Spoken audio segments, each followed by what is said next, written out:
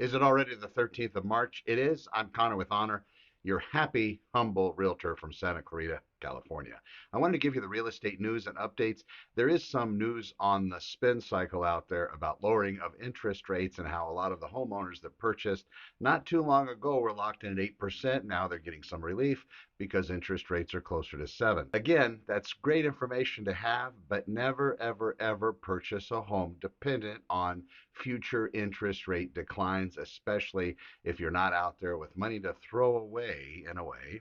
And if you're not an investor mindset, you have to be very careful. If you're purchasing something as your primary residence, I always tell my clients go in as humble as possible, as relaxed, eat a lot of humble pie, don't bite off more than you can chew, and make sure that the properties you're looking at fit your criteria so you don't accept something that you didn't expect or didn't count on. So either be completely open and understand that you might not get exactly everything you want, or on the other side of it coin, don't give up until you do get everything you want.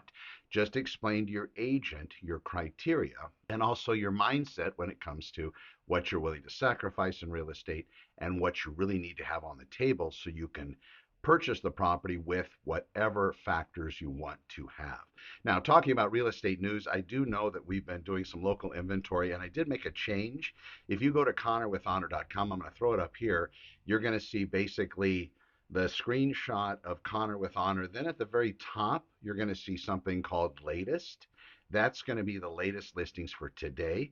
And there's going to be 4 new additions to the Santa Clarita market, and that was within the last 24 hours. So we're going to have 4 different ones. Something to look at though, if you are purchasing real estate today, like I inform my clients, a lot of times the insurance step, whenever you were looking for insurance on a property that somebody's going to buy, and of course you need insurance, right? So one of the things that's required by the loan, the lender, the people letting you borrow the money, is they want the improvement of the house or whatever they're loaning you money on as far as real estate goes, they want that to be protected.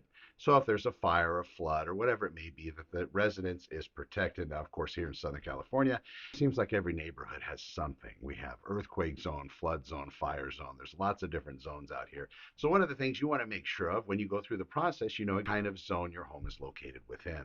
That's not difficult to do because here in Southern California, most agencies report something called a natural hazards disclosure. That's a report that's created and it's going to explain where the home happens to be. Even before that step, though, folks, it's not a bad idea as you're doing your due diligence, right after your offer gets accepted, make some calls to your insurance agent, maybe somebody that I know if you don't happen to have somebody that you use. More than likely, an insurance broker is going to be more nimble. I've had regular real estate companies quote insurance, and they're definitely not as nimble as a real estate broker, as far as, excuse me, a real estate insurance broker, because or insurance broker, period. They're able to pull on quite a few different sources of loan, or excuse me, of insurance products. And I'm still stuck on the loan thing, but they're able to pull on different suppliers for insurance. So most times you can find this company maybe being pitted against this company and figure out that somebody has better coverage for maybe less money.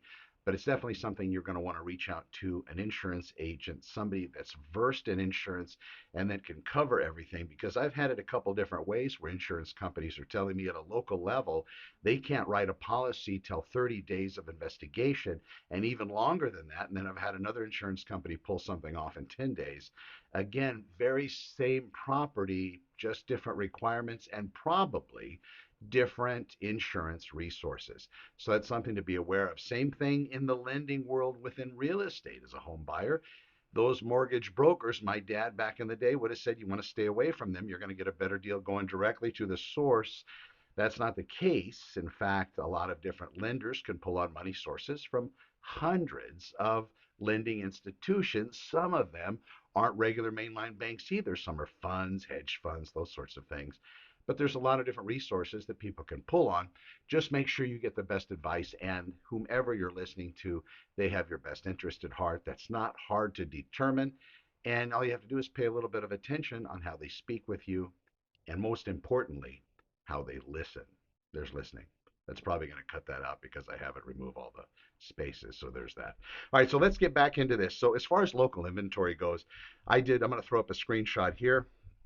You can see those latest numbers. There's not very many on the market. I'll throw up a map just so you can see where those four are located here. In numbers in Santa Clarita Valley. I'll go ahead and save that and I'll drop that in here so you can see it. But as you can see, there's only four listings that have entered the market for sale in the last 24 hours. That's about normal. Nothing shocking, nothing exciting. What we're really going to see, the new listings are going to more than likely be added from Wednesday through Friday. That's going to be the majority of the new listings out there. I will post the latest link every day to the actual multiple listing service. You get there by going to connorwithhonor.com.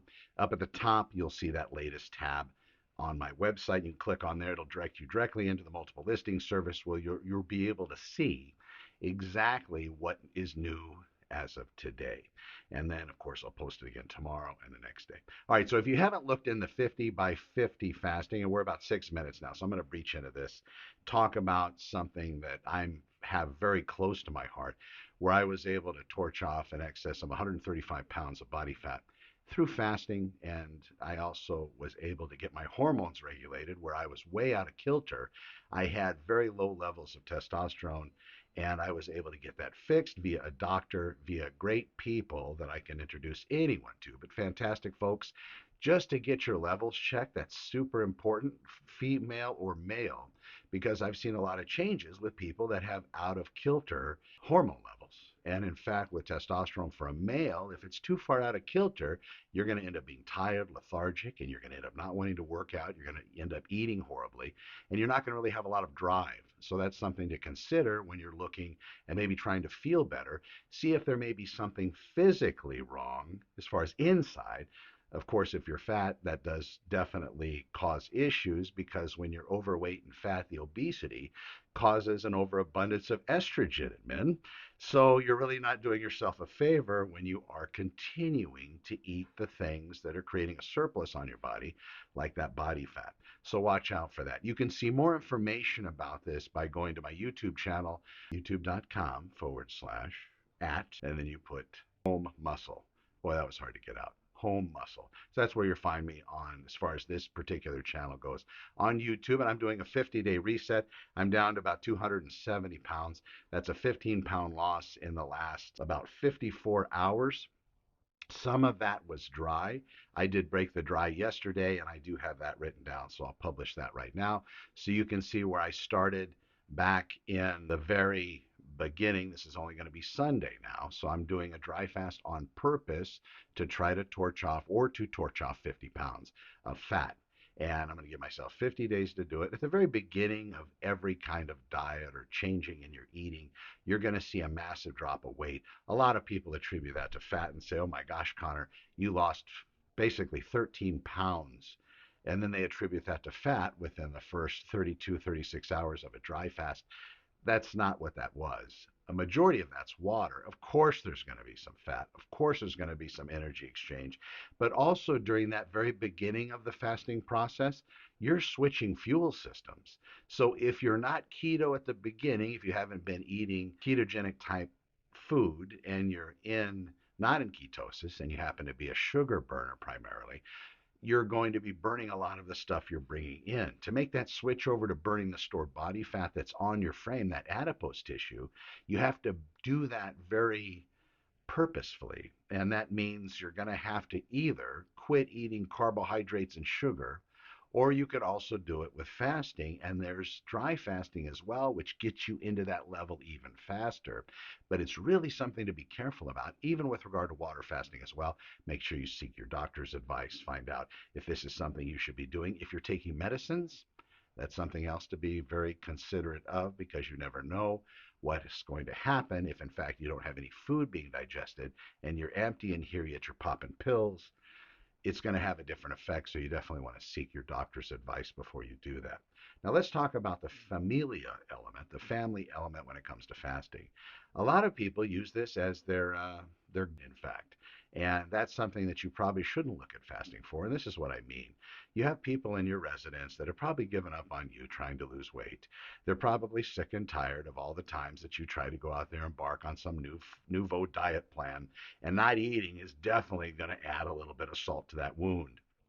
In fact, not eating for a particular period of time, for long periods of time, impact those that are closest to you, especially if you've built a life around food and feasting and fasting, or food and feasting and eating and drinking, and that is where your fun happens to come in. Now, stop that for a moment and see what ends up happening. It could be detrimental to the relationship that you happen to be in, or relationships. It could affect your family. It could affect other people. This is something in the fasting world that really isn't talked about, but it is a big deal, especially when you have a majority of the world thinking if you skip a couple meals, you're going to go into this deep starvation mode, crash your metabolism, and create all sorts of physical ailments for you for no good reason. You should have just kept eating. Unfortunately, that's really not true. But again, you need to do your research, talk to your doctor, and see, in fact, what happens with your metabolism when you actually stop eating for a longer period of time. It actually goes up. But do your investigations and check that out. As far as caloric restriction diets, again, with any type of diet, you're going to expect potential muscle loss. But again, I looked at that back in the day when I torched off those 135 pounds after I got my hormones in check. I told myself, you know what, I could care if I lose some. I know that I want to lose a majority of fat, and that's what happened, and that's where I'm at. So that's something that you might want to consider. These next 50 pounds are probably not going to be as easy as those 135. And yes, I did put some back on purpose so I could do this deletion of fat and show that it's very much possible living a good, healthy lifestyle. Don't let the fasting become a sword for you. Don't let it become something that you wield very strongly and show your ability to persevere. And don't go out there and start bragging to everybody that you're on this long fast, because, video aside, it doesn't help. I've gotten my mindset in such a place that when people don't like me doing it, or get upset that I'm doing it, or have issues with this, it doesn't matter to me because I know that it works and they've seen the results. So they really stay away. It was at the very beginning that created the majority of the problems in life, because it's like, really, you're going to really do something else now? I mean, keto, you've tried all these different diets, you've tried this, you've tried that, and now you're actually going to stop eating? Ha, who would have thought? And what kind of problem is that going to create for us?